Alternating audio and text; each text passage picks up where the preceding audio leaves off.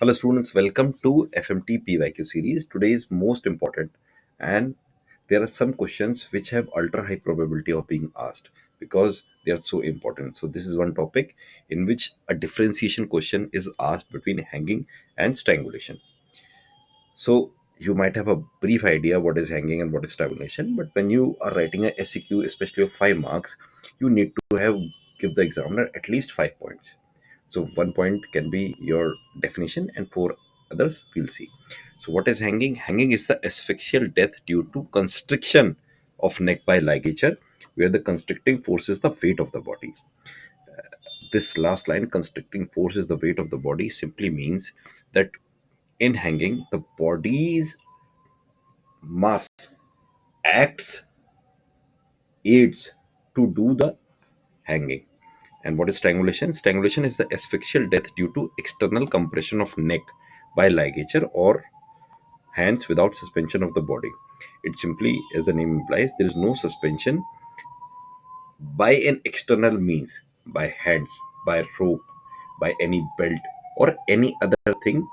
We are compressing the neck. What are the differences? The, so, hanging and strangulation, what is the difference? See, ligature marks present in the hanging are oblique, non-continuous, and high above. Simply means above thyroid cartilage. So you can remember this HO, head office, hanging oblique. Do not mess this up. Okay, and above thyroid cartilage. These are two very important characteristics of hanging. For strangulation, the ligature mark is horizontal, continuous, and low down. So SH. SHO, strangulation horizontal low. Okay, and below thyroid cartilage. What is the direction of hanging? It is generally upward because the rope is hanging from upside towards the point of suspension. And strangulation direction, either it is transverse or horizontal. What is the face in hanging? Face, if the person has been hanged, the face turns pale because there is no blood flow, and since the body is in a suspended position, all the blood flow comes towards the lower body, gets down.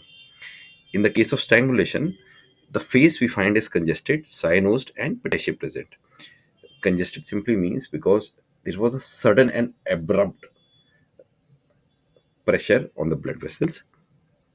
Cyanosed means either it can be bluish along with some pinpoint redness. Okay. Saliva, in the case of hanging, saliva is mainly present, which is a common finding. In the case of strangulation, it is usually absent. In the case of hanging, there can be hyoid or thyroid fracture, but it is generally an exception. It is only found in the case of elderly or in the case of judicial hanging, where the magistrate or the honorable judge gives the death punishment.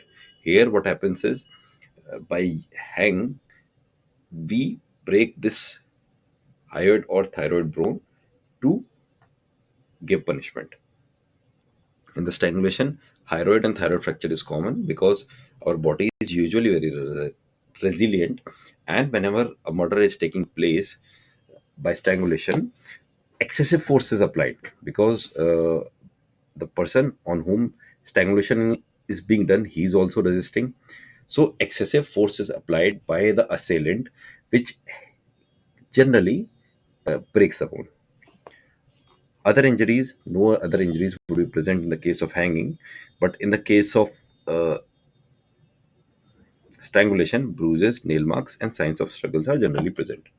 What are the medical legal importance? Hanging is commonly suicidal, or in the rare cases, judicial. Strangulation is usually homicidal. See you in the next topic. Thank